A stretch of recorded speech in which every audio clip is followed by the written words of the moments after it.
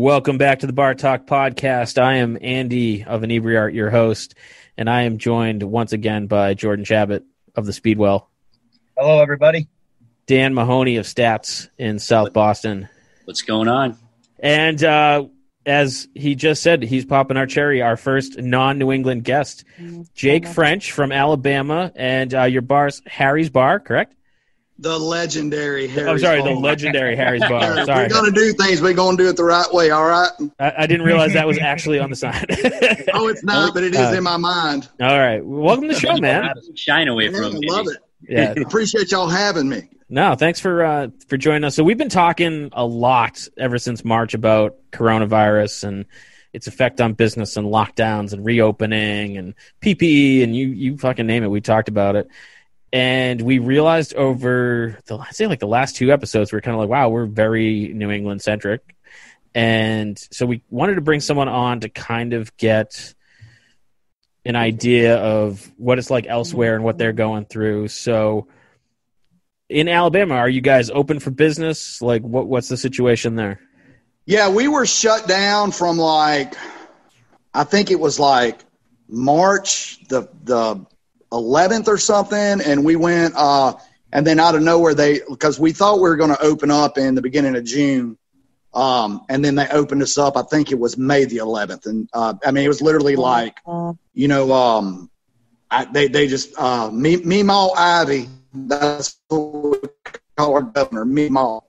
She came on there and said that we can open up shop on the 11th at 50% capacity.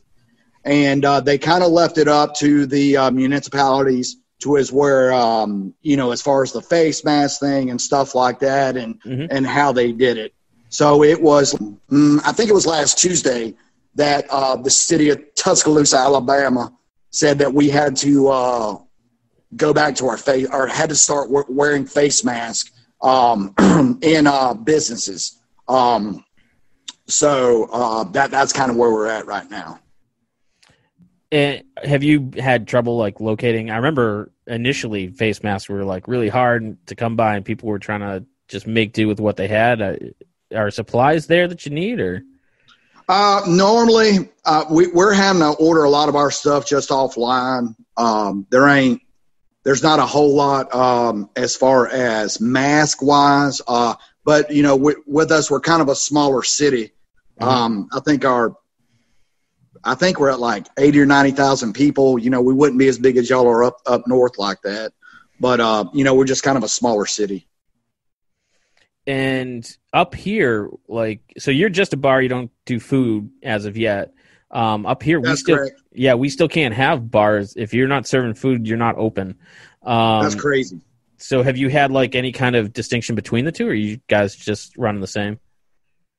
No, we just run bars down south. If you just want to serve beer, liquor, whatever. In Alabama, you have to go through what's called the ABC, which is the Alabama Beverage Control, and you have to get a liquor license approved through them. They do a huge background check on you. You have to go up in front of city council, and they'll kind of, question you and stuff like that. And it's a pretty extensive process to get a liquor license. Yeah. And so what has your local support been like? I know Jordan at Speedwell there has been getting, just the community. There's a ton of restaurants downtown. I feel like everyone's getting support, but tons of takeout when things were closed. I feel like, Jordan even had someone run a Kickstarter, not a Kickstarter. What am I talking about? GoFundMe. A GoFundMe for his employees to kind of help support them. Have you seen your community kind of rally and support you guys? Yeah, it when they shut everything down, it went down quick. You know what I'm saying? Real quick. And for the first couple of weeks there was a lot of community support, but down south it's the way they are with alcohol. I don't know how they do up there, but it seems like it's real. There's a lot of regulations and stuff like that you've got to deal with. Unless you're in they just opened up what's called an entertainment zone. Our district, I should say, in downtown Tuscaloosa, that you can walk outside with a alcoholic beverage as long as it's in a certain kind of cup with a sticker on it, just on Thursday and Friday and Saturdays. But as far as like if you were to walk out of a bar, because we're kind of we're kind of off the beaten path a little bit. Yeah. But if you were to walk out of here with like a beer in your hand, the person could get a fine for open container, and then the business would get fined with open container. Yeah. And they would kind of go against your liquor license. I'm Same assuming. thing for us too. Yeah, I was gonna assume that's pretty. All that is the same with us, which is pretty Is crazy. it really?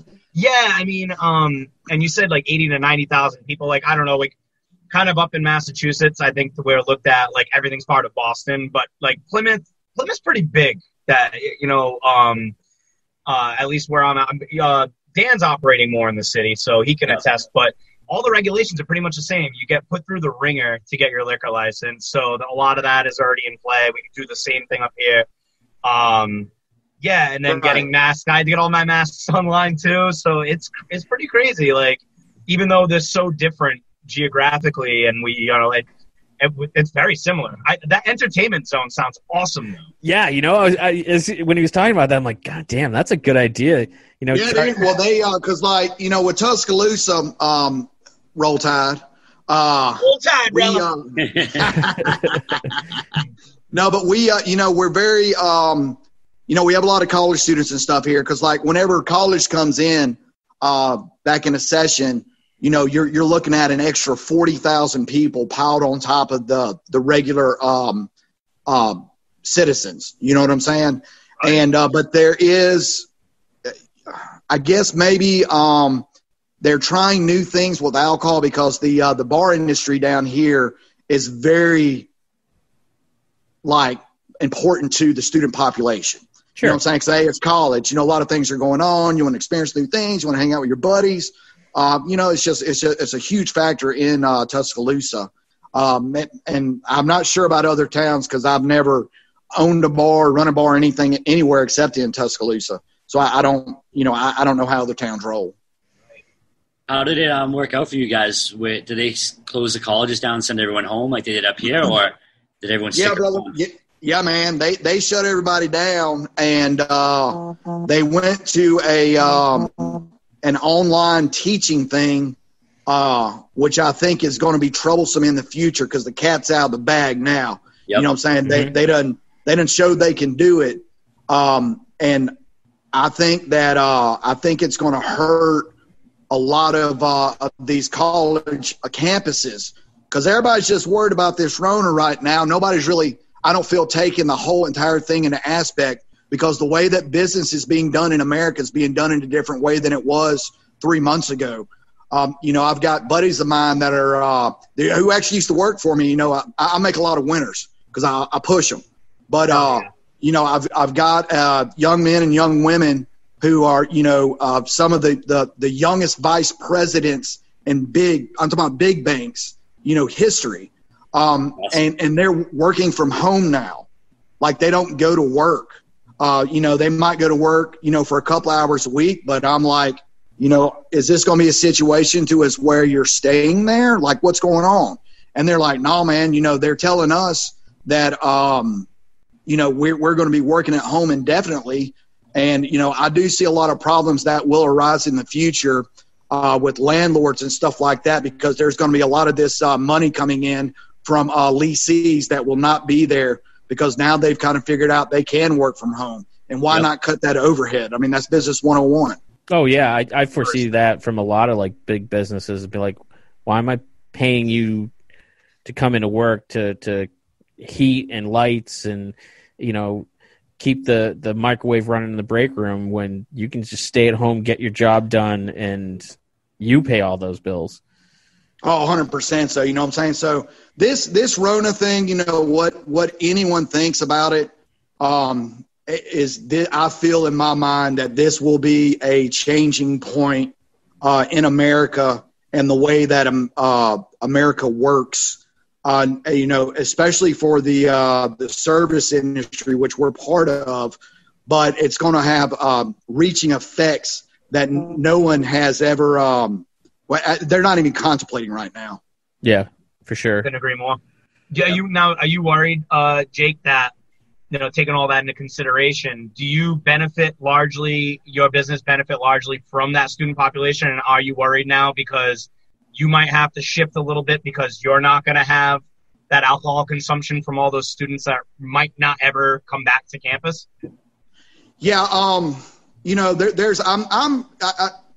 I've got a lot of friends in a lot of different places. You know what I'm saying? I'm friends with students. I'm friends with, some of the city councilmen. I'm friends with, I've got very liberal friends. I have very right-wing friends. I'm an everybody kind of guy because I just don't like talking to one type of folk. You know what I'm saying? I think it's important that we have a lot of different viewpoints and understand where everybody's coming from. But I have talked to a lot of the students. There's a thing down here with the Greek community, i.e. the fraternities and sororities, which in Alabama is the largest fraternity sorority in America. If you see these houses, they look like mansions. They spend $15-20 million on a fraternity house, and that's not a lie. Yeah. Jesus. I want to join. Wait for us. Yeah, they if you go down, some of the girls, some of the sororities will have 400 plus members. It's unbelievable. Yeah. But I've talked with. They have a thing down here called Panhellenic. And it's kind of like in charge of the fraternity sororities, they kind of all go there. And I've talked to some of those guys a couple of months ago, and they were like, man, we don't think these are young kids. So they don't know. But, they were like, man, we're looking at maybe 50% of the students not coming back. Wow.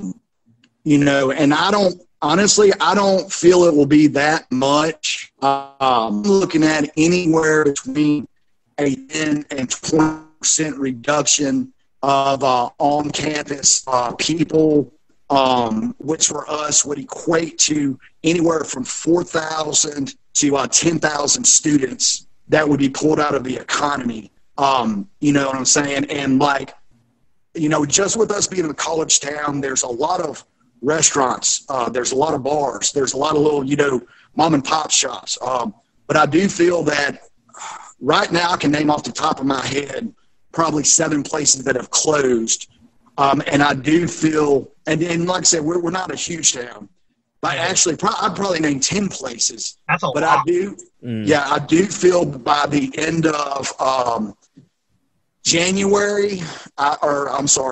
December, I think that there will probably be minimum a 10% reduction in restaurants and bars in Tuscaloosa. And it may be more, but it's just, there's a lot of little places that, kind of depend on that money to come in from the students. And, a lot of that's going to be, or a percentage of it is going to be cut out. Because a lot of these guys, they, I'm not criticizing anybody for running it because, it's your business. You do with it what you want. But, I think there's a lot of guys that try to live too high on the hog and try to have too many toys and stuff, and then instead of saving money, they're burning it. And then when the rainy day comes, and this is the rainiest of days, they're out because they haven't managed their money correctly. Nailed it. Absolutely nailed it. And I was one of those. I was lucky enough to be one of those in one of those partnerships where we were a little bit careful always. Anyway, we didn't buy toys. We always kind of kept somewhat of a rainy day fund. And Jesus Christ, I'm so glad we did that. We did not expect a fucking pandemic. I'll tell you that right now. Yeah. And I grew up extremely poor. Farming, I was getting up when I was 10 years old at 3:30 in the morning to go plow fields and pick cotton and do all that stuff. And, we grew up extremely poor, and I've always been very careful with my money. And a lot of people nowadays are trying to live that high life on them credit cards. They're trying to be bigger than what they are instead of saving that money. And when days like this happen, they fall through and they got to go bankrupt. And then, they're going to have to go work for somebody else for 7 or 8 years to get that credit back right. Yep. And that's something that should be addressed as far as personal finance and stuff like that in our school systems. because I cannot tell you how many of my people come in here, and I literally have to have a freaking personal finance management class with them about how to manage their money. Because I'm like, dude, freaking, you don't have any bills. You're making $400 or $500 a week. How are you broke? Like, it's crazy. It's unbelievable. Now, Jake, you sound not too dissimilar from Jordan, because Jordan has almost like this mentor, big brother kind of thing going with all his staff. Like, I've never seen a place in like their boss more than they like Jordan, and I don't necessarily get that. But thanks, man.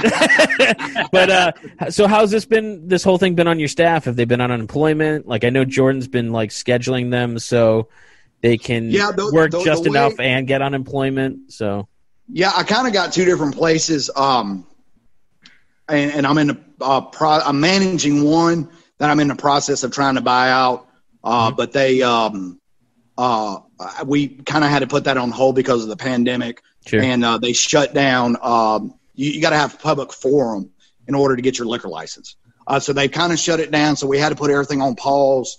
But now, the process has started again. So hopefully, but I went from at both places, probably, I think about 40 employees. And then right now between both places, I'm at 17 people. Wow. So, but, in my situation, Alabama, just the way that the student population has been in the past probably 7 or 8 years. When I first moved to Tuscaloosa, I was in the Marine Corps, and I moved here in 1999. And back in the day, most of the student population was Alabamians. But they've really been pushing to be more of a scholastic type atmosphere than just football, because we're known for football. But, they've been really pushing a lot of that scholastic type stuff, which is a good thing. You know what I'm saying? Yeah. But they've been pulling in a lot more folks from up north, Illinois, New York, California, just a lot of different places that you wouldn't think would come to Alabama.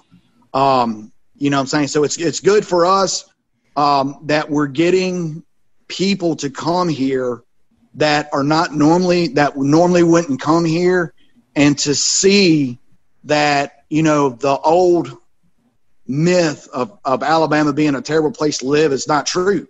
I talk to a lot of these young folk and they love it here. You know what I'm saying? A lot of them, they stay down south.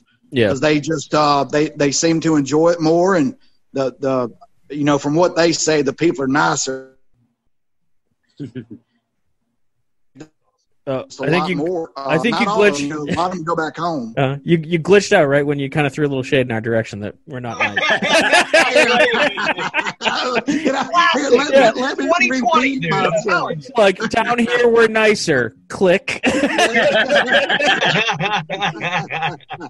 right. It's probably totally true. We're kind of assholes up here. I get it. Well, man, when I was in the Marine Corps, I had several of my roommates from up north, and I had what was that guy's name? Hernandez. He was from the Bronx. He was a Puerto Rican fella, and man, super nice guy. And the one thing I figured out about northern folk, it seems, is that they don't want to say shit to you on the street, but man, you get them in a bar, they'll talk your ear right off. You know what I'm saying? Yeah, oh yeah. But the point A to point B, they ain't got no time for you. But once you get in that bar, the American comes out in all of us, and we all want to sit down and drink some beers and do a little bullshitting. Get Absolutely. that lubricant going.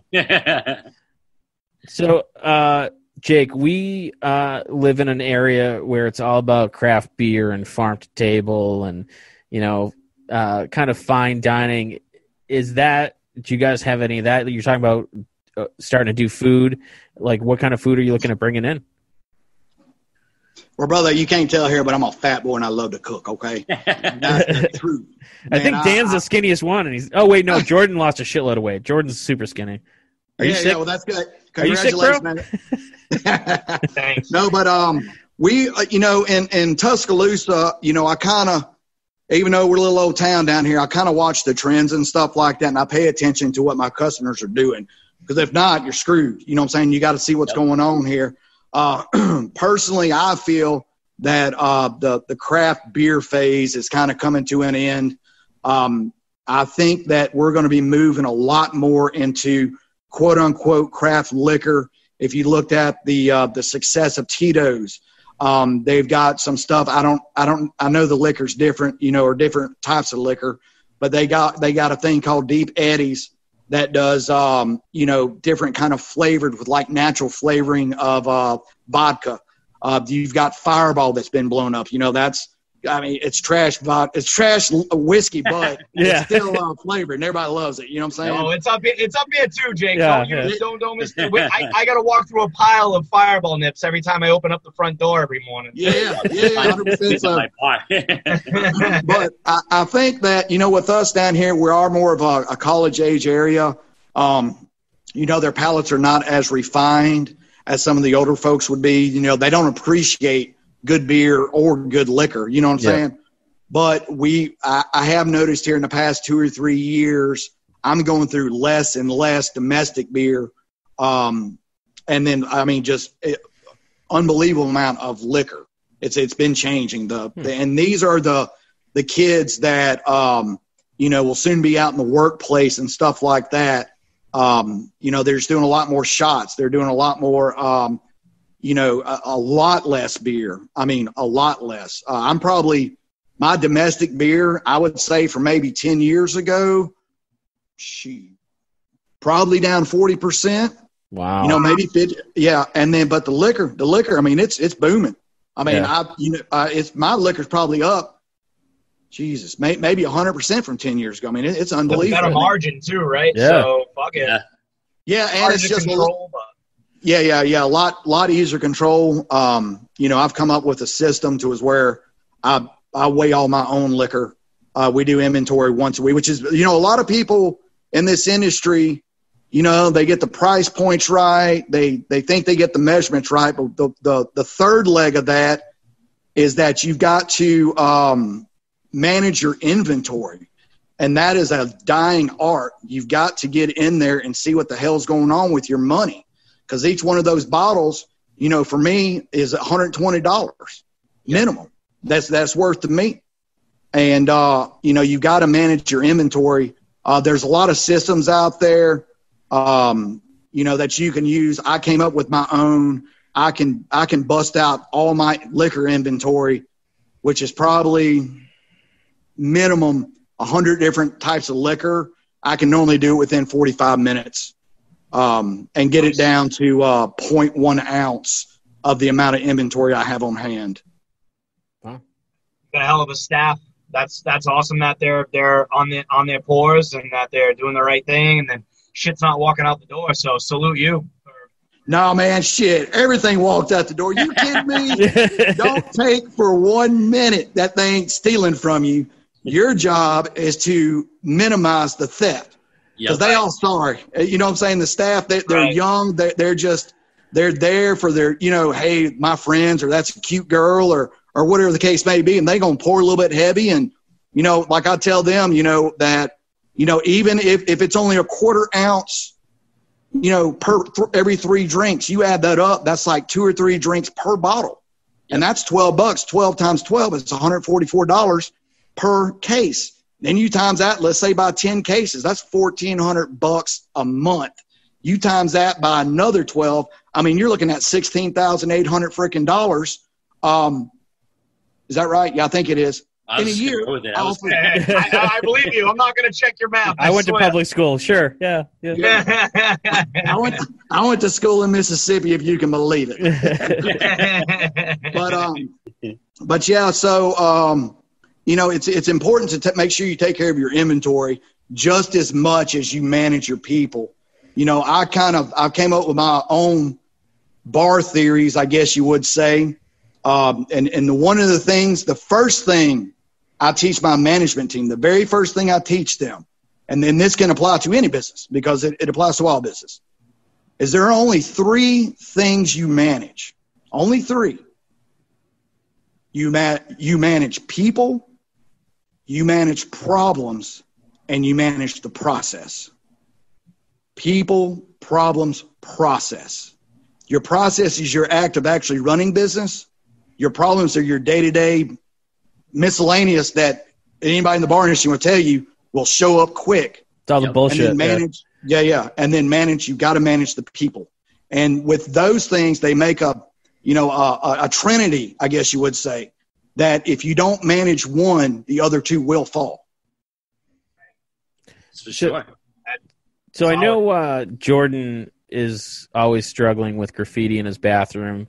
It's a running gag in here, and I see some artwork on the roof above you. I knew that was coming up when I started stealing. I knew that was coming. But is there what's the one thing that you're constantly having to be vigilant with your customers? Is it the drinking outside? Is it obviously not the graffiti, because that seems to be something you've adopted. Yeah, we love it here. Okay, the more the merrier. See, Jordan, it's cool.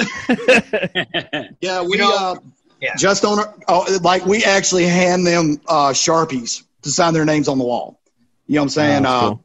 Yeah. It's we've got. I haven't painted in here in 2010, and we've got some of these ceiling tiles you see behind me are from the 80s and 90s. There's a lot of heritage, and people come in and they're like, dude, I'm the one that made that. And you're like, holy cow. And then they'll kind of tell you the story behind it. You know what I'm saying? And it's, with, bars are just woven into the American fabric. Our country was started in bars. You know what I'm saying? Of men sit around debating what is good and bad and how it should be. My beloved Marine Corps was started in Tun Tavern in 1775. America is the bar industry, and the bar industry is America. It is a place for different views, for people to come together, to talk, to debate, to have a good time, to be and enjoy one another's company. That's what the service industry is all about. Oh, man. That's a bipartisan ticket I can get behind, man. I just saluted. That's right. Yeah. Not everybody's going to go. All right, here we're forming the bar party. Yeah. There you go. Maybe that's what we need. A shot of whiskey for everybody. You know what? In all honesty, if all politics was a heated debate ended by that "I love you, man" hug, I feel like the world would be a better place. And a shot of whiskey. The shot of whiskey. You can't forget the shot of whiskey. Yeah, there's a lot of division in our country, and it makes me very sad because I love America. I love everything about America. I've been overseas. And if people have the opportunity to go and see these countries and then come back stateside and just see how wonderful we have it here, it would blow their minds. That we do have our issues, as every country does. But that does not mean we should not come together to be one America and not many Americas. It should not be that any way, shape, or form has their own culture. It shouldn't be white culture, black culture, Latino culture. It shouldn't be any kind of culture. It should be one culture, American culture. And we should all, even the left wing, the right wing, the moderates, the 80%, everybody should work together and have conversations to bring our country back together. Because this makes me very sad. Jake, when can I vote for you? I was going to say, is he campaigning for my vote? I'll talk to you right now. Just tell me what I got to do. Yeah. He sounds a little too honest to be in politics. But so they're like, well, I'm like, brother, I don't have any filter, and I'll tell you how it is, because I'm a straight shooter, and there's a lot of people that are not straight shooters. Everybody's worried about everybody's feelings, and I'm not saying feelings are important, but the truth and the facts are more important than feelings, because with the truth, we can change things. With feelings, which change every day, nothing changes. Nothing changes. It's bullshit. Yep. So I was just realizing that I missed it. Do you guys, not Jake, but do you guys feel different right now? Because didn't we get announced? Aren't we in phase 3 now? Didn't that just get announced? I thought we were already in phase 3. No, I don't know. We've been in phase 3 for about a week. Okay. Yeah, are they doing phases down there in Alabama? Are you guys doing? Man, they've got phases. What I feel is that, we're trying to thread the needle here, okay? Because, does anybody really want anybody to get sick? No.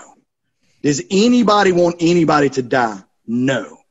But at what cost do we do that? Right. We don't want anyone going out of business and losing their livelihood either.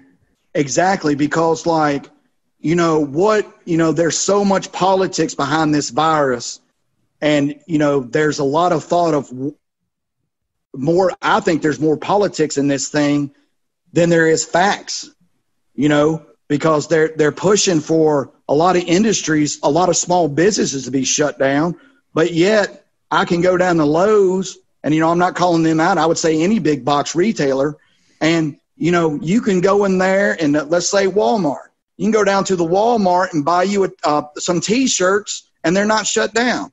But you got your little mom and pop shop down the street that might have been in business for generations that is shut down. Selling the same T-shirts. Exactly. T-shirts. Yeah. Exactly. And in those little businesses, you've got a lot more control. You've got, men and women who running these things that care about their customers, that want to be successful, that understands that we're going through hard times right now, that when the people come through the door, they're going to have their little hand sanitizer. They're going to have their face mask. They might have 5 people in there at one time. You go down to one of these big box joints, and I don't know how it is up north, but we're down here.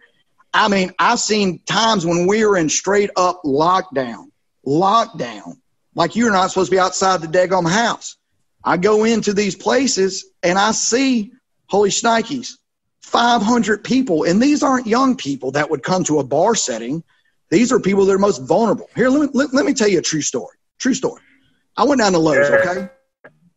I went down to Lowe's. And the only reason I was there, this is during the lockdown, was because I had stuff that I was trying to get for the businesses. Because we were doing a lot of because you know how a bar is, man, especially college kids. They'll destroy anything. They don't care. But I was down there. We were doing a lot of maintenance work, kind of things that we had put off. We're getting on.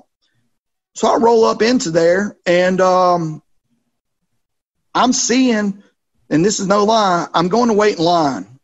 There was no there was nobody at the door keeping how many people are in or out. I pull up I had some screws and like some paint or something. So I was pulling up to walk out. There was nothing in the line breaking people up.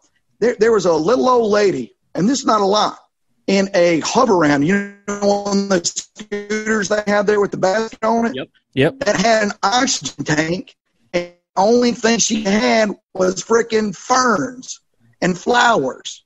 And I'm like, wait a minute.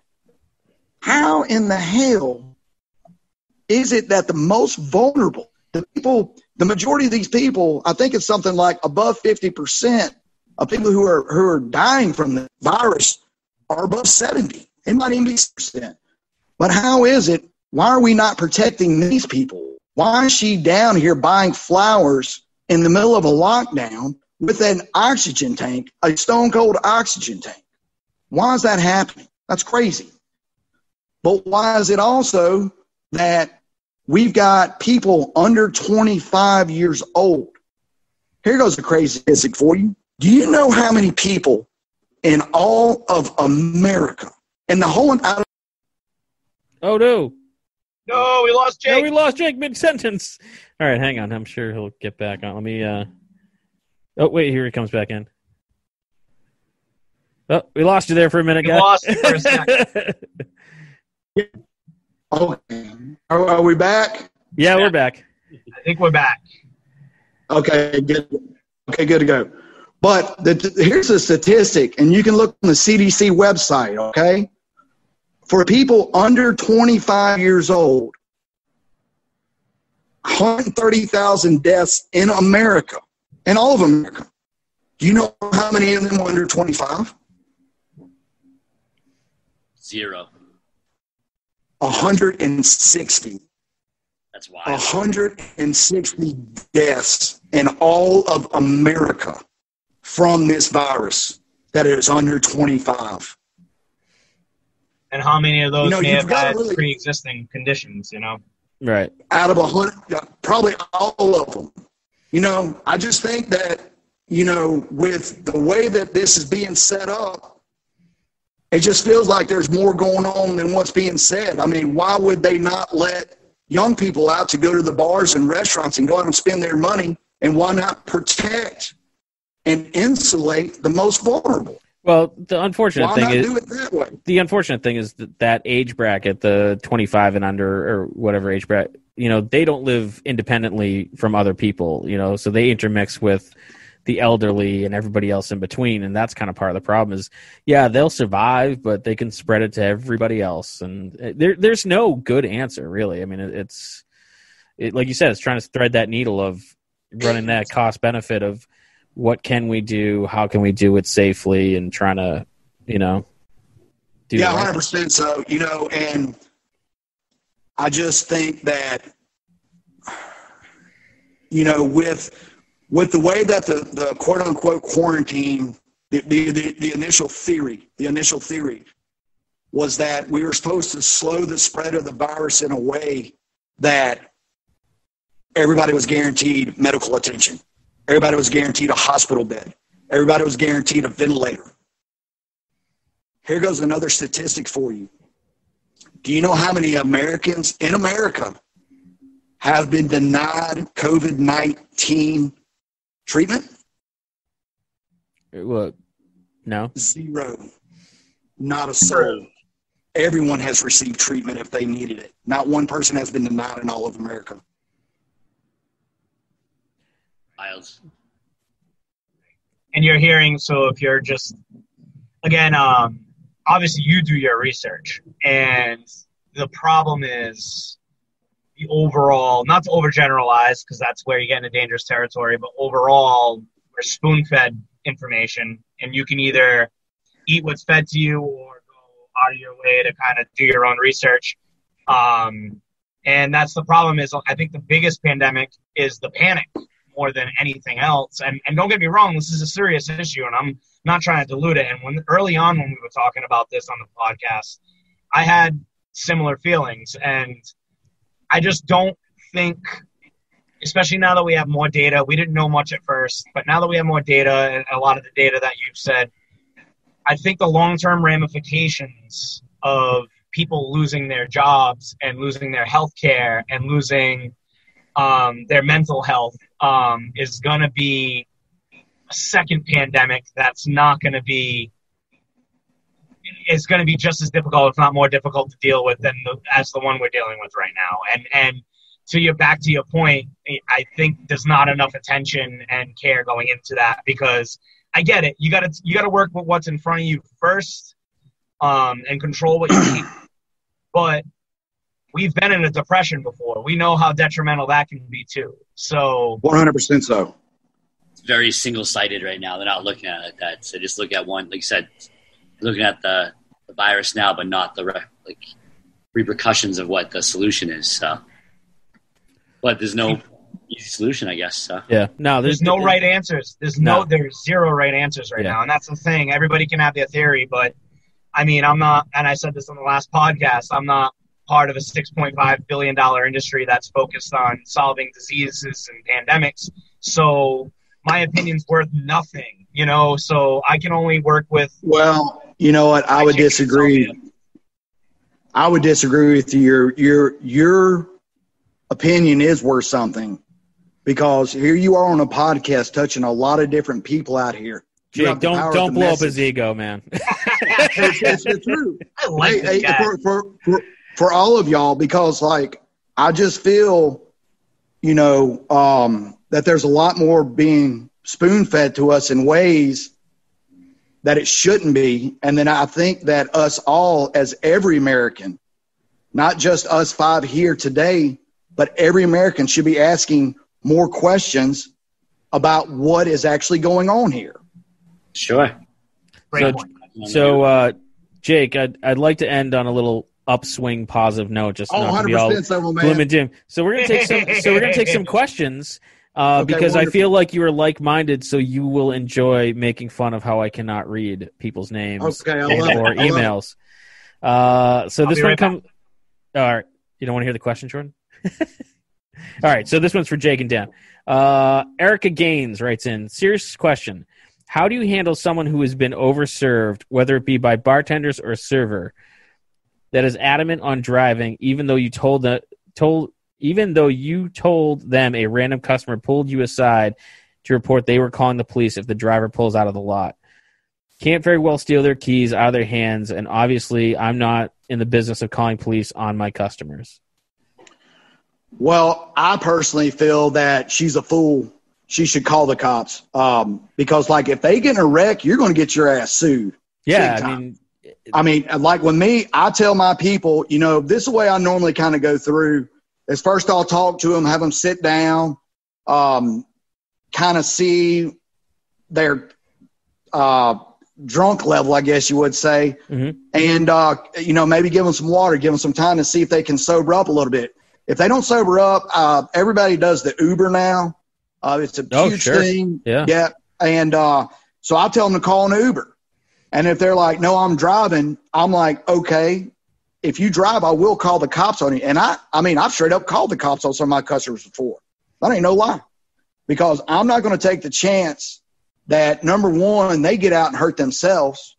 Number two, they get out and hurt somebody else because of number three. If that happens, I'm getting sued. Right. And you don't want to get sued. And they, like, the way that we have dram laws down here. I don't know if y'all have them up there. But the dram law, it's like the reasons they can sue a bar, basically, or any place that serves any kind of alcohol. The way that those laws are kind of set up, it is that it is very against the establishment. Like it's the deck, the deck is stacked against you. So my advice, tell them what you're going to do. Let them know that you're doing it for their best interest and your own, because that liability is on you. And then if they proceed, call the cops, because guess what happens? They have a report of that 911 call. So if something does go down, you can be like, hey, I tried to call the cops. Right. Here's the proof. So that way you kind of protect yourself a little bit more in case something does happen. Absolutely. And Uber's always cheaper than DUI. I got to do it. It cost me $10,000. So, you know, and I was a young man. I was right out of the military, out of the Corps, and I had to wait a lot of tables to pay that thing off. I got a 45-minute drive home, and it's not a highway. It's not a straight shot. It's curvy roads. It's and you work a hard day, and afterwards you want a couple with your staff. And there's been a couple days, man, where I'm like, you got too long of a drive home, and you will lose absolutely everything if you get a Dewey. You're right. Yeah, and it's not worth it. No, Hunter, yeah, that's when you take a nap in the car or get an Uber, or, you're not being rude to your customers, and you let them know, because as many times as I've done it, that night, they're going to be fighting with you and like, oh, man, this is bullshit. It's my car. I want to get towed, blah, blah, blah. Normally, from my experience, and I've got 20 years of experience in the service industry, normally from my experience, it is that the next day they'll kind of show up and be like, hey, man, my bad. That's a super good point. Like, I mean, these guys all know I live walking distance from downtown, and pretty much all the places I go regularly know that. And there's been a few times where I've gone back the next day and been like, you can shut me off, right? I'm not going to be upset. They're like, yeah, but you walk. I'm like, yeah, but I should remember walking home. Yeah. Or should you? No, yeah. I should. I don't want to wake up I don't want to wake up the next day and be like, and this is always my fear. Fish can attest to this. Was recent. I texted him like, did we pay the tab? Happens all the time. Yeah, and it's like that's my biggest fear, is like walking out on a tab in a friend's place. So yeah, normally with us, our regular's pretty good, and they'll we make them leave a card, or they'll come back the next day, and we'll make them pony up that money. Oh yeah. I've done that. I'm not saying I haven't. All right, this is from Tiffany Beeman. Settle a debate. How do you make a Manhattan, with or without bitters? I feel like this is Mahoney. The original recipe calls for bitters. It's like a fossil. Manhattan's a fossil drink, so that drink's been around since like Prohibition. You know what I mean? Pre-Prohibition. But the original recipe calls for bitters. But I think people nowadays drink Manhattans because they see it on like Mad Men and shit, and they want something that tastes like Kool-Aid, not taste like whiskey. or bitters. So you got to know your audience. If you got a 50-year-old guy coming in for a Manhattan, he wants a real fucking Manhattan. That's if you right. got a, not trying to overprofile you, but you got a 22-year-old kid coming in for a Manhattan, he wants something that isn't going to taste like whiskey. So. And with us, man, you know, the last time I made a Manhattan, probably 2009. We don't make that bullshit now. They didn't make a comeback down there with like Mad Men and all that. The show Mad Men, like I old fashions and fucking Manhattans. We and especially down there, that's whiskey country too, right? I mean, you guys. Yeah, well, vodka is the number one seller that we sell, but we sell a lot of whiskey. But we do, you know, a lot just whiskey and Coca-Cola with. But like I said, my customer base would have unrefined palates. Right. You know, and with us, not only do we get students, but we get a lot of the local boys and girls that, you know, they're good. They're good people. They're blue collar folks. They work hard. They work down at the plant. They're living their American dream, and they don't have time for me to mash up a cherry when they're trying to shoot a shot of Jack Daniels and drink a Budweiser. Dan, I'm not sure if you bartend still as well, Jake, but Dan, you don't bartend anymore at Stats either. But when you worked at BBC, how did you make your Manhattan? I use bitters. Yeah. BBC was weird though because we didn't stock that stuff. You could get a Manhattan at the BBC. Sometimes. Dan turned that place into a whiskey bar the last year he was there. Yeah. It was fucking awesome. But we just drank whiskey. That's it. We didn't put anything else in it. But I would say add bitters. That's what the original recipe, because it did. I think it came out during Prohibition or right before, because the way that when Prohibition started, they had to. A lot of people were making that homemade bathtub gin. Yep. You know, and all this illegal whiskey, and that's where the initial mixed drink came from, because there was a lot of people who didn't know what they were doing making liquor, and they were adding stuff to that liquor in order to make it where you could drink it. But that's where the original like mixed drink came from. So It didn't taste like gasoline. It tasted like berries. Yeah, 100% so. All right. This one is from Diana Adams. They're all easy today, Dan. I'm disappointed. Sorry, you're man. on a heater right now. That's I know, right? rough. Watch me fuck up the question.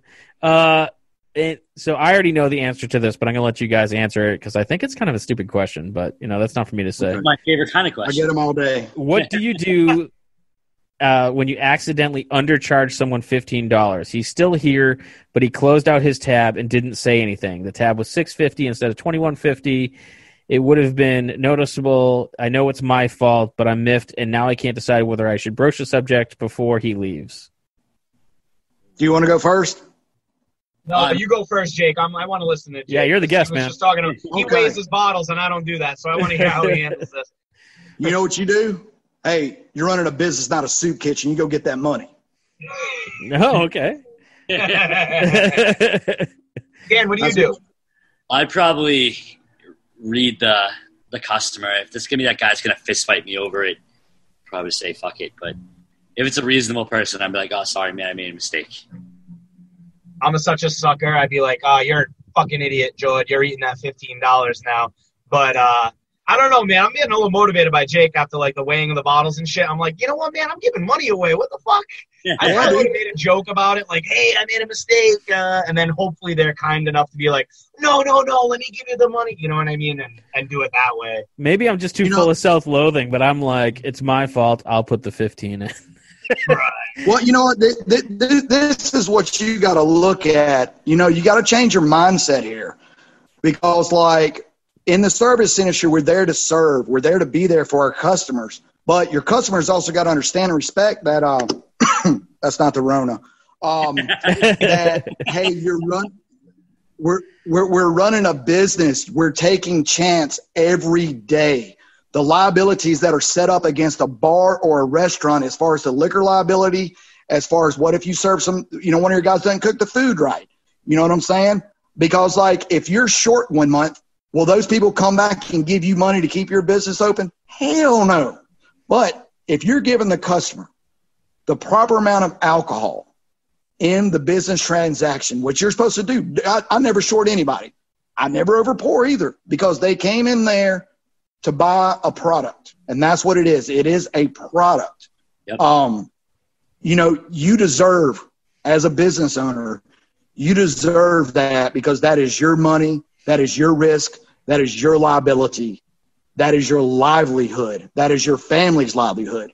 And that $15, you do that 20 or 30 times a month over a year, you might be talking tens of thousands of dollars that add up that could get your wife or your partner or whatever a new car.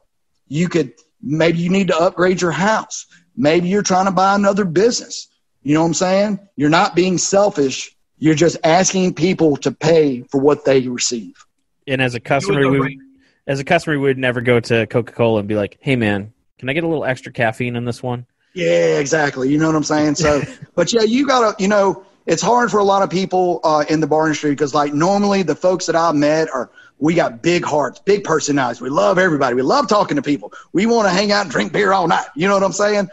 But it's hard sometimes if you don't get in the right mindset to be like, hey, man, I ponied up $100,000, $200,000, $300,000. If somebody gets drunk, like in the question earlier, somebody gets in a wreck, you could lose everything. Yep. Why not be like, hey, man, I made a mistake. You owe me $15 because those $15 over a year or two adds up. Sure. Give you an opportunity to open a brand new business and employ 15, 20, 25 more people and help people have that opportunity to make money so that you can help build their foundation of their life. Awesome, man. Couldn't have said it better. Yeah, Jake I French. think it's an overall mentality thing too, right? Value your product too, right? So like if you're just letting that $15 go, what else are you not valuing the right way, I guess, and that it couldn't just be just that $15 exponentially throughout the year. If you're looking at everything that way, like, it'll just come out in the wash. You're absolutely right, Jake, that you're letting a lot more go out the front door than you even realize with that mentality. So. Because if your staff, we've got, I don't know how it is up there. Am I taking too much time? No, not at all. Keep going. Okay. I don't know how it is up north, but we're having a huge amount of issues with staffing down here. 10 years ago, 5 years ago, the mindset of the worker would be to come in. I want to work. I want to make some money. You know what I'm saying? And, that's kind of what it was. They came to work. Nowadays, the sense of entitlement is unfathomable. They want to come in and not do anything and expect to get paid. They want to have every weekend off. They want to do this, this, and this. You know what I'm saying? But for you to have to train these people and do things, so you're going to need money to do that. Because I know it used to take me I train my bartenders for about 2 weeks, probably about 35, 40 hours because I like that my product, no matter who you get it from either of my places, that it's going to be the same product. Just like you cook a hamburger or if you're selling a T-shirt, you want the same product for the same price to taste the same and be the same. So we focus a lot on that. But, just with kind of the staffing issues that we're having, the analytical thinking, the problem solving has really dropped a lot, that I've got to hold these guys' hands a whole lot more versus 10, 15 years ago. I don't know. Are y'all having the same experience up there? Absolutely. Yeah, they definitely don't have that. Like you said, that work mindset, come in and do your job and then make your money. It's not there anymore. And I think we've all old enough to grow through it because when I started my job, I was there to just get paid and that's it. But now that it's like, no, I want to hang out. I don't want to do anything. I want to go home. It's troubling. This isn't the industry for that. You can't have that mindset. Yeah, it's crazy, because with us, when I was bartending, when I started out bartending, and this is in the early aughts, there was no social media. There was no, I think MySpace had just come out or something. I mean, but it wasn't a big to do. You didn't have the phones. I mean, I'm on the phone right now. It's crazy. You can't even believe it. But, back then to hustle that money, especially in the bar I was at, it was a little bit off the beaten path and I'd have to really work hard. I would go, this is when I was in college. I didn't have a washer or dryer at my little studio apartment that was roach ridden, but it was a mansion coming from the barracks in the Marine Corps. I tell you what, I loved it. But I would go wash my clothes and I would print out flyers. And when they were being washed, I would go out and put flyers on cars. And the best way to do it is you put it on the passenger side with the message sticking out. So that way the people have got to actually get out of their car when they're driving down the road, walk around the car, grab the flyer and look at it because it's going to piss them off. But, hey, at least your message got to them. Yeah. You know what I'm saying? But, those little that was just something I did, and I would sell me being aware. Hey, come see me. What are you doing? Come on up, man. It's a hell of a time, blah, blah, blah. It just seems like, every bar's different. You've got your super bars that, they could do anything and they're still going to be slammed, but with the bars that I have, you got to hustle that money. And it just seems that the want to hustle the money is not like it used to be. The want is to just have it handed to them. Yep. I can't wait for Jordan's next staff meeting. It's going to be like, and you know what else Jake French says? I'm telling you, hey, Jake, do you have a book, dude? I bought a book from the last guest we had from Honesty. No, but it's true, and I say similar things, and it's like, don't be afraid to be busy. Like, it's not forever. That's what I always say. Yes, it sucks being in the weeds, but you always get over it, and you feel amazing afterwards. You're counting your tips. You fucking feel like you accomplished something. You made some connections. There's 7 bills in your head that you were worried about when you walked in that you're not thinking about anymore. And like, don't be afraid to be fucking busy. Like, it's okay to be weeded. It's okay. Like, if you handle it the right way, if you communicate with the clientele, then it's not the end of the world and it's not forever. It's not like a nightmare where you feel like it's never going to end. You're chipping away and you're going to get through it.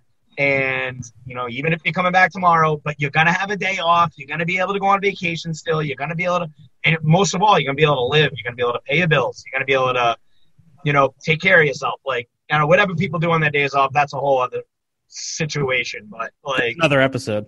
Yeah. Don't be afraid to be busy. Exactly. That's right.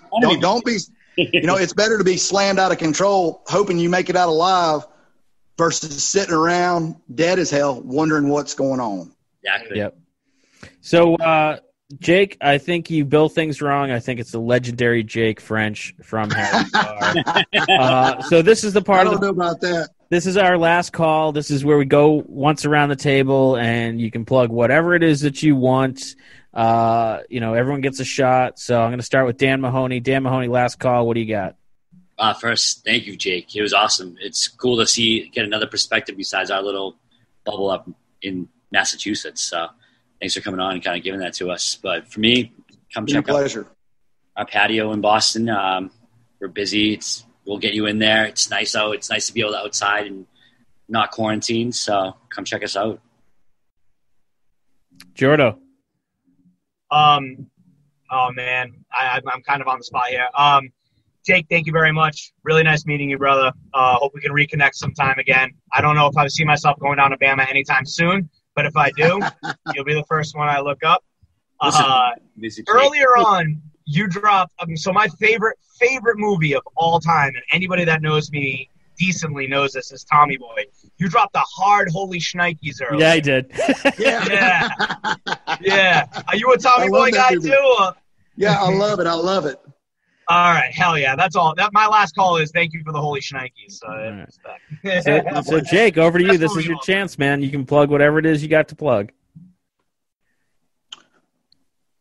I want to plug patriotism. We as Americans need to pay attention to what is going on around us, because the things that are happening for a reason. We need to stand up for our country, for our freaking police officers, and everything that makes us American. We can come together and be one America. We should not be divided. And we need to look at who is trying to divide us and why. America, pay attention. Wake up. These things that are happening are not a joke. It is time. It is time for us to come together. It is time for us to be one America. Red, white, and blue. God bless America. All right. Wow. That's heavy, and mine's not going to be nearly that that heavy. But again, Jake French, thank you so much for joining us. It was an absolute blast.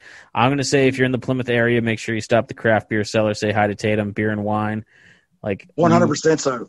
Yeah, it's an amazing store. Check it out. Voted best beer selection and best wine shop in the South Shore recently. So stop in and say hi to Tatum. And Jake, again, I can't thank you enough for coming on, giving us a perspective of outside of New England. We can be a little, echo chamber and only talking to ourselves, and that's what we want to avoid. So I think this was more than I expected, and I think I can say for all the guys that it was a great experience. Awesome, man. Awesome. Yeah, you should run in 2024. Yes, Jake French. Jake French is running as the lead ticket as the bar party in 2024. 100%. So. You're looking for a running mate. You let me know. Hey, we'll team up, okay? We'll have the northern and the southern coming together. Yeah, That's what we need, right? Oh, Jake, can you do one more thing before we go? Yes, sir. Can you just say the name of your town one more time? Tuscaloosa, Alabama. That is like the best name. That is the best. And a roll. How about a roll tide though? We need a good roll tide. Right? I don't even know what that is. One second. Let me bring it from way down south. I'm coming strong. You listen to me now. Roll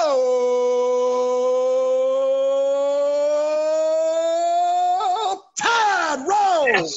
All right, listeners, and thanks for listening. You can find us on all the social medias at Bar Talkcast. You can email us with your questions and complaints and whatnot at bartalkcast@gmail.com. And we'll see you guys in like 2 weeks.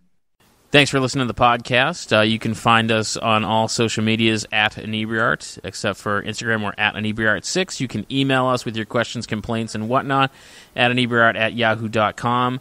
And if you're looking for more podcasts, you can check out the other podcasts on our network, Retro Redoctopus, America's Hometown Horror, and, of course, Bar Talk, Old Colony, and Inebriart Podcast, the original.